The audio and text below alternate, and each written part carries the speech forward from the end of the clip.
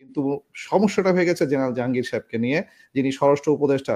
উনি ওনার যোগ্যতার জায়গা থেকে সম্পূর্ণ অযোগ্য একটা কাজ করেছেন, যেটা হচ্ছে উনি ওনার অর্ডারটাকে ক্লিয়ার করতে পারেন না।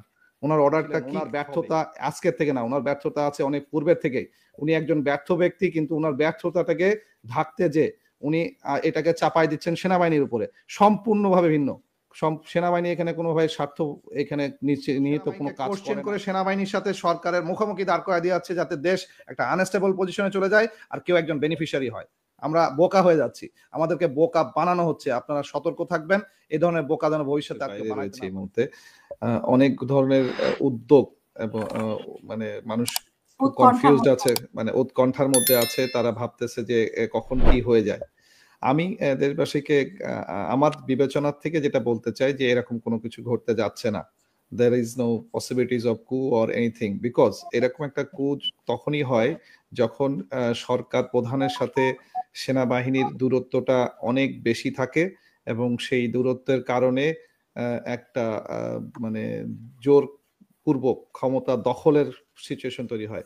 আমি এরকম কোনো শঙ্কা দেখছি না, কিন্তু যেটা শঙ্কা অবশ্যই আছে, যে সংখ্যাটার কারণে এই কনফিউশনটা রেইজ হয়েছে, সেটা হচ্ছে আমাদের স্বরাষ্ট্র উপদেষ্টা জনাব জেনারেল জাহাঙ্গীর সাহেবের ফেইলিয়ার। ওনার কারণে আমাদের সেনাবাহিনী এই মুহূর্তে বিভিন্নভাবে বিতর্কিত হয়ে গেছেন। বিতর্কিত হওয়ার কারণটা উনি, আপনারা বোধহয় একটা ভয়েস পেয়েছেন, মিডিয়াতে খুব ছড়াছড়ি হচ্ছে যে উনি একজন পুলিশ কর্মকর্তাকে বলতেছেন যে নুরুকে ধরে ভালো করে পিটাবা। মানে এইরকম ধরনের যদি ইনসিডেন্টালি উনি একজন কমান্ড থেকে এই ধরনের কমান্ড দেন, তাহলে নিচের লেভেলের যে এসআই বা একটা সৈনিক, সে ভুল করতেই পারে। তার ভুল করাটা কমান্ড থেকে যেহেতু বলা হচ্ছে যে এআই দিয়ে করা, মানে এআই দিয়ে হতে পারে, ধরেন সে আমি এআই দিয়েও করা বললাম, কিন্তু তারপরে উনি তো পদে আছেন, ওনাকে দায়িত্ব নিতে হবে। উনি বলতে পারবেন না যে উনি জানেন না। আপনি আপনি আপনি কি এটাকে সমর্থন করেন কিনা?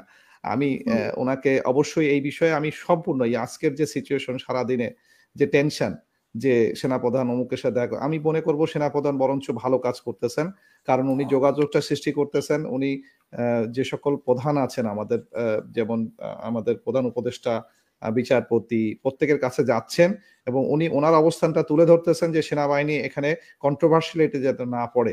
আমি এখানে সেনাবাহিনী প্রধানকে সাধুবাদ জানাচ্ছি, কারণ উনি ওনার কাজটা সঠিকভাবে করছেন। কিন্তু সমস্যাটা হয়ে গেছে জেনারেল জাহাঙ্গীর সাহেবকে নিয়ে, যিনি স্বরাষ্ট্র উপদেষ্টা। উনি ওনার যোগ্যতার জায়গা থেকে সম্পূর্ণ অযোগ্য একটা কাজ করেছেন, যেটা হচ্ছে উনি ওনার অর্ডারটাকে ক্লিয়ার করতে পারেন না।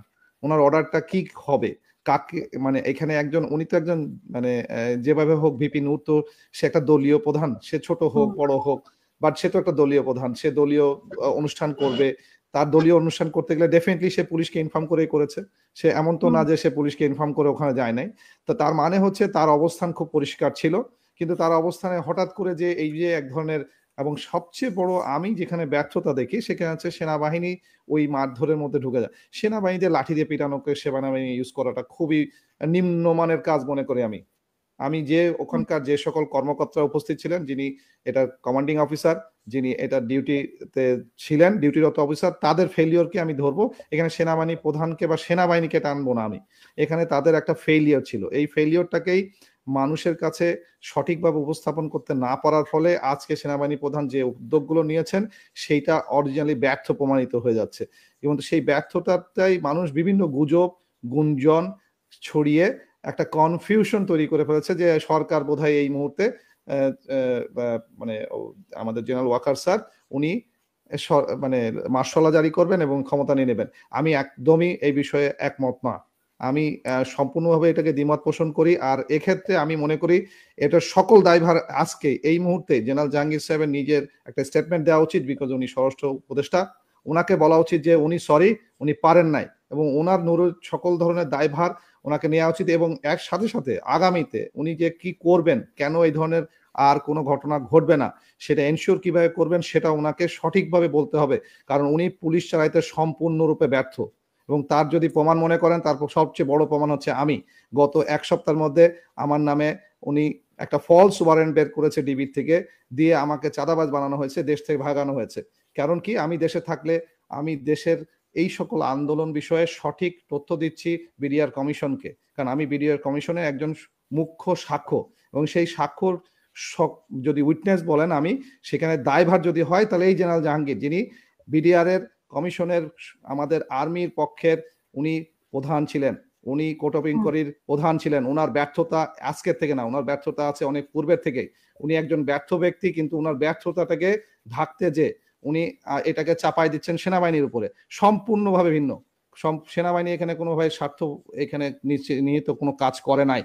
সেনাবাহিনীকে ইউজ করা হয়েছে। পুলিশ পিটাইতে গেছে, পিছনে সেনাবাহিনীকে ডাক দিলে তো সেনাবাহিনী গেছে, কিন্তু সেনাবাহিনীর হাতে লাঠি ঠাকাটা আমি মনে করি একটা ফালতু জিনিস হয়ে গেছে। এই ধরনের ফালতু কাজ যাতে ভবিষ্যতে না হয় সেই বিষয়ে আমাদের সেনাবাহিনী প্রধান ডেফিনেটলি কোনো নির্দেশনা জারি করবেন। জি বলুন।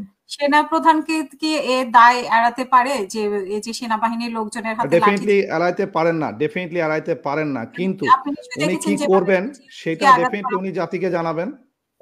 উনি পরবর্তীতে যেন এই ধরনের ঘটনা না ঘটে সেটা উনি ডেফিনেটলি জাতিকে জানাবেন, এটা আমি আশা করি স্যারের কাছ থেকে। কারণ ওনারা অনেক, সেনাবাহিনী প্রধান হওয়াটা তো সহজ বিষয় না। একটা সেনাবাহিনী প্রধান যিনি হচ্ছেন, তিনি বহু পরীক্ষা এবং প্রতীক্ষার মধ্যে দিয়ে ওখানে গেছেন। তার মানে উনি অনেক প্রজ্ঞাবান ব্যক্তি, উনি এই জিনিসটা সঠিক ব্যবস্থা নেবেন। কিন্তু আমি এই দায়ভারটা 100% আজকে যে যতগুলো ঘটনা ঘটছে, উনি যে বিচারপতির কাছে গেছেন, প্রধান উপদেষ্টার কাছে গেছেন, প্রধান রাষ্ট্রপতির কাছে গেছেন, সবগুলো যদি আমি যোগফল করি, এই যোগফল হচ্ছে উনি জেনারেল জাহাঙ্গীর স্যারকে বাঁচাতে যাচ্ছেন। ওনাকে বাঁচানোর দরকার নাই, ওনাকে পরিবর্তন করাটা ইমিডিয়েট এখনই দরকার বলে আমি মনে করি। I am correct. Why? Bangladesh সেনাবাহিনী যখন মাঠে কাজ করে, এটার নাম হচ্ছে E92 সিভিল পাওয়ার। সেনাবাহিনী নিজস্ব আইনে ওখানে কাজ করে না, সেটা আমাদের যে বেসরকারি আইন আছে, যে সেনাবাহিনীকে কোনো কাজে নিয়োগ করতে গেলে ওখানকার যিনি ম্যাজিস্ট্রেসি পাওয়ার রাখেন, যে সেটা হচ্ছে ডিস্ট্রিক্ট কমিশনার। ডিস্ট্রিক্ট কমিশনারের দায়িত্ব, উনি যদি ফেল করে থাকেন তাহলে এটা তার দায়িত্ব। তার দায়িত্ব আপনি সেনাবাহিনীর উপর চাপাবেন কেন? সেনাবাহিনীকে আপনি এখানে কালারফুল করে ফেলতেছেন কেন? এখানে তো পুরাপুরি দায়িত্বহীনতা কাজ করেছে ডিসি। ডিসি কেন ওখানে জানে না যে ওখানে কি গন্ডগোল হচ্ছে?